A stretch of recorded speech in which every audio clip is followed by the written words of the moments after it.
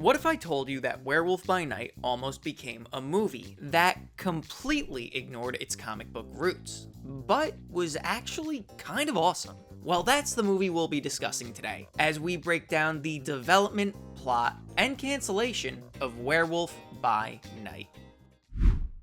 The year was 2001 when Variety broke the news that Dimension Films was working on 3 film adaptations based on Marvel comic properties: Cloak and Dagger, Ghost Rider, and of course, Werewolf by Night. Over the course of the next few years, the script would be written, then rewritten by the likes of John Fasano, then Hans Rodionoff, until February of 2003 when news broke that Robert Nelson Jacobs, best known for movies like Chocolat, Dinosaur, and Flushed Away, would be rewriting the script. Of the rewrite, one of the film's producers, Avi Arad, had this to say: Werewolf by Night is, at its core, a beautiful love story reminiscent of the great Shakespearean tragedies. It needs the meticulous, heartfelt crafting that Robert Nelson Jacobs is known for. Jacobs completed his script in early 2004, before the film eventually disappeared. But before we discuss what happened with that, let's take a deep dive into the film's plot.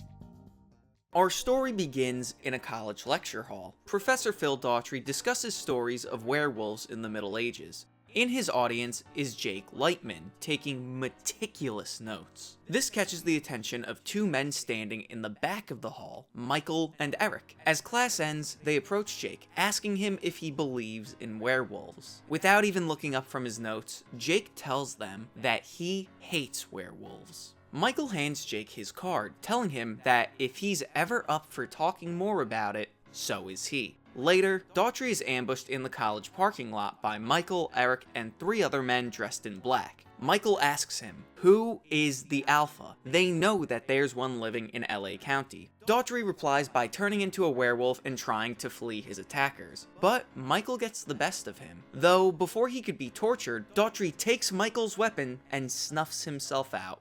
The team opens Daughtry's suitcase to find a piece of paper with strange glyphs on it. Michael notices that in this scuffle, Eric was slashed by Daughtry, and fearing that Daughtry may have actually been an alpha, Michael offs Eric. Across town, Jake works his night shift as a security guard at the Easy self-storage facility. He enters a storage space that he modified to have a massive cage and chains on the wall. This is the Howling Room. He locks himself in the cage and chains himself up just as the full moon hits its peak, and Jake turns into the biggest, baddest werewolf you'll ever see. The next morning, Jake decides to pay Michael a visit at his family business, Security Solutions. As he waits outside for Michael, he's captivated by the beauty of Laura, Michael's sister, who happened to be returning to her apartment, which resides a floor above the business. They strike up a conversation, and it's clear that there's an immediate infatuation. Michael and his father, Isaiah, emerge from deep within the building. Because of Jake's apparent hatred for werewolves and his build, Michael wants to recruit him to their team of hunters. But upon seeing Jake with Laura, Isaiah immediately forbids Michael's plan. So Michael plays dumb when Jake tries to discuss werewolves with him, and instead talks about the security systems they sell at the warehouse, which leaves Jake embarrassed and very perplexed.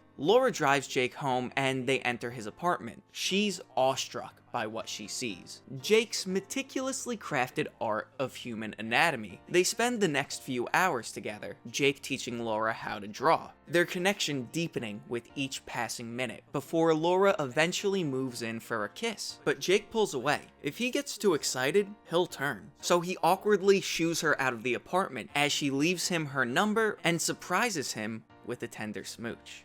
That night, Jake has a nightmare where he and Laura hook up and he turns into a werewolf, accidentally asphyxiating her in the process. He wakes up horrified. Meanwhile, deep in the restricted area of the Security Solutions warehouse, the team decodes Daughtry's glyphs, translating to an address: 1231 South Senega, apartment 11. Later, at Jake's apartment, he's visited by his elderly next-door neighbor, Miss Gutierrez. She mentions that the girl she saw leaving yesterday was very pretty, but she also knows why Jake kicked her out. She's here to help.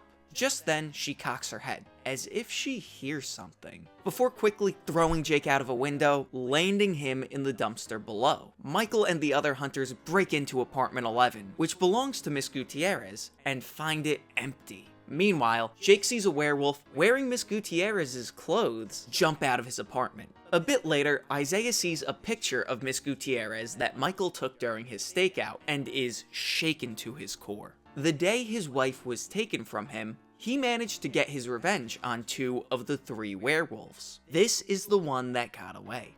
Jake wakes up in a hospital room covered in casts and braces, having sustained heavy injuries from his fall. He's been out for over a week. He looks out the window and sees that night is falling, and realizes that tonight is a full moon.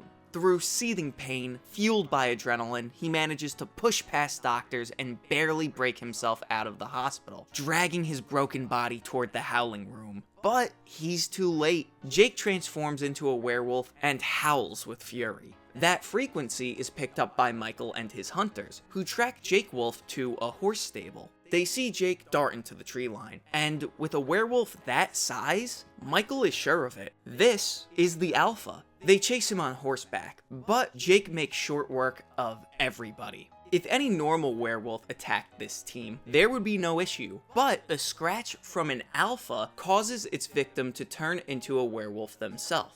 Michael, last man untouched, wants to retreat, but Isaiah pushes him to try and end this, and as he tries to take a shot at Jake, is also slashed. Michael returns to the warehouse and lies to Isaiah that his squad died from their injuries as he tries to hide the scratch on his arm. But Isaiah is no fool. Upon seeing the claw marks on Michael, he fires a silver bolt at him. But Michael dodges with superhuman speed, the bolt barely catching his shoulder as he flees the warehouse. As he recovers, he steals a man's wallet and car, slashing him down in the process, goes to his mansion, and slashes down his family. The next morning, Jake wakes up in the woods and has flashes of memory of what happened last night, and he's shaken to his core.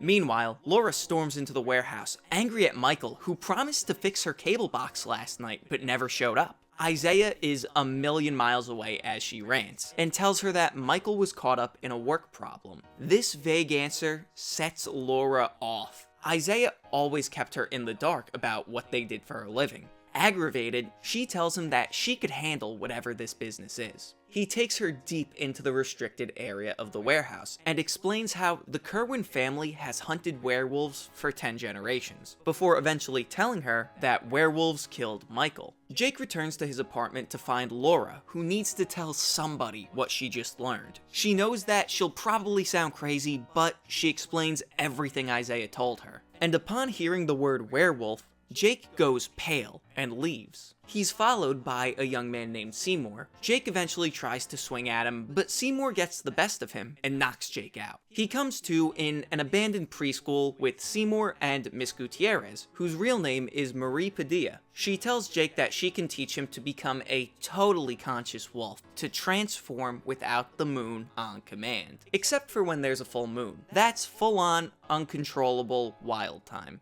She also tells him that she knew his parents, and Jake is taken aback, having been orphaned when he was a baby. She explains that the day Jake was orphaned, he, his parents, and her were surrounded by the Order of Episcopi, werewolf hunters. As they moved in to attack, Jake was hid in a sewer grate. His parents obviously didn't survive, and Marie had a silver bullet miss her heart by a 1/4 inch. She's been looking for him for years to teach him how to control this, because that's what his parents would have done. Meanwhile, Michael rounds up all of his very much alive alpha scratched hunters and brings them back to the mansion. Back at the school, Marie explains to Jake that once he's trained, they'll head out to the desert and rejoin the Barstow Pack, and that hunters have been endangering this massive but leaderless LA werewolf community. So Jake, since he's an alpha like his father, will become their leader. Marie and Seymour train Jake to become a conscious wolf to little success, as Michael and his pack do the same to great effect. During this process, Michael even discovers that microdosing silver shavings leaves werewolves totally intoxicated.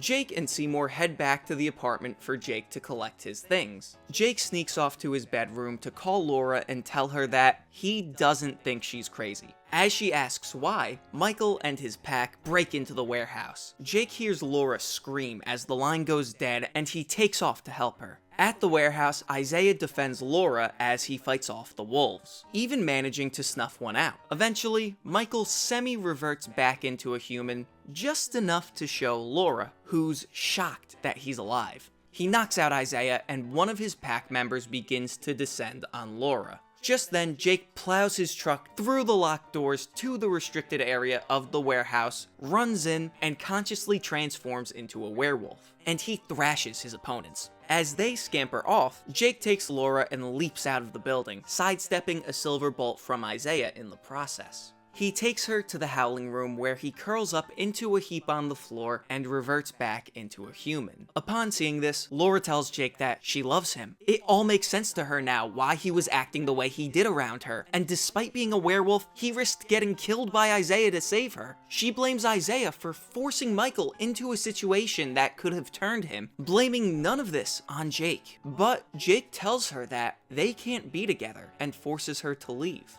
breaking Laura's heart and leaving Jake filled with remorse. Jake returns to the preschool when the three of them hear Michael's pack howling from miles away, baiting Jake to fight. Marie doesn't want Jake going to meet them, but since Jake turned them, he feels that it's his responsibility to end this. He tracks the pack to a club decorated in 50s greaser memorabilia. Jake sits at the bar with Michael and tells him that if they fight again, he's going to have to kill him. They have an ideologically divided conversation that ends with Michael scratching Jake with some silver shavings that he put under his fingernail. Jake's eyes begin to glaze over, totally taken by the effects. Laura returns to the warehouse, and Isaiah is relieved to see that Jake didn't scratch her. She begins questioning her father about why he lied about Michael's death, and asks if her mom really died in a car accident. Isaiah responds by locking her in their safe room for protection. Back at the club, Jake is stoned, but once he sees Michael and his pack as wolves attacking innocent clubgoers, he summons his resolve, transforms into a wolf, and it is on. Jake manages to dispatch the rest of the pack, leaving just he and Michael, who eventually stabs Jake in the collarbone with a small silver bolt, which causes Jake to revert back to a human, and Michael taunts him, telling him that he'll rip his heart out and give it to Laura. But upon hearing her name, Jake summons a final burst of resolve, rips the bolt out, and plunges it into Michael's heart. Jake stumbles away back to the howling room as the sun rises. Meanwhile, Laura manages to escape from the safe room, finds Jake, and tends to his wounds. He tells Laura what he did to Michael, and that he didn't give him a choice, and Laura believes him. Jake locks himself up just as the full moon hits the sky and he transforms. Laura stays with him all night, just out of reach. As he begins to revert, Laura takes his hand and scratches herself, so she can be with him forever. Jake stares at her in disbelief, telling her that he loves her. That night, the two werewolves leaped through the sky, headed back to the preschool so they, Marie, and Seymour could go and meet the Barstow pack. As it turns out, Laura can easily transform into a conscious wolf through channeling her feelings of intense desire for Jake. They leap across rooftops until Laura gets shot with a crossbow, striking her in the heart. Isaiah followed Jake, and believing the female wolf to be Marie, wanted to take his revenge. As Laura writhes in agony, she begins to revert back to human form, and Isaiah is overcome with grief. Jake comes to her, they share one last kiss as she dies in his arms, and Jake weeps. Isaiah begs Jake to kill him, and despite considering it, Jake grabs Laura's body and leaps into the night, leaving Isaiah an inconsolable mess. Jake returns to Marie and Seymour, who are packing to leave. Emotionally demolished, he asks if they're leaving now, and Marie shakes her head, telling Jake that they travel by night. I'm fascinated by this script. As a faithful adaptation of Werewolf by Night, I think this fails on most fronts. Jake Lightman doesn't exist in the Marvel Universe. At the time, the only Werewolf by Night character was named Jack Russell. The only semi-prominent Marvel anything here is the fact that a character named Isaiah Curwen is in the story. But even then, he's normally a Doctor Strange villain that wields magic. But despite all of that, I thought that this was a very fun werewolf movie with an action twist that actually carries a lot of the pulpy spirit of the early Werewolf by Night comics. Detached from being an adaptation, I think that this script is actually pretty solid. So with this solid script in place, that raises the question, why did it get canned? In November of 2004, news broke that Werewolf by Night was planning to go in front of cameras sometime in the next 6 months, and described the movie as being based on the Marvel comic about a young man cursed with the blood of a werewolf who falls in love with a beautiful but deadly bounty hunter. Presumably, between early 2004 and November 2004, the script was rewritten yet again. Those next 6 months would come and go with no news. It would take until November of 2005 until we would next hear of the project, when Dimension's co-producer, Crystal Sky Entertainment, stated that plans were still moving forward, filming was targeted for next year, and that the director and cast would be announced soon. But after that, nothing. That update was the last that anybody would ever hear of the project. Despite really enjoying the earlier version of the script, the plot obviously changed from then to what they would have shot. And if that earlier draft was any indication, in terms of adaptation, there is so little connection to the Marvel source material that this movie truly would have been Werewolf by Night in name only. So, in the end, I think it's for the best that Werewolf by Night was cancelled. But that's the story of Werewolf by Night, and the end of yet another episode of Canned Goods. So until next time, thank you so much for watching, be good to each other, and stay Hemis.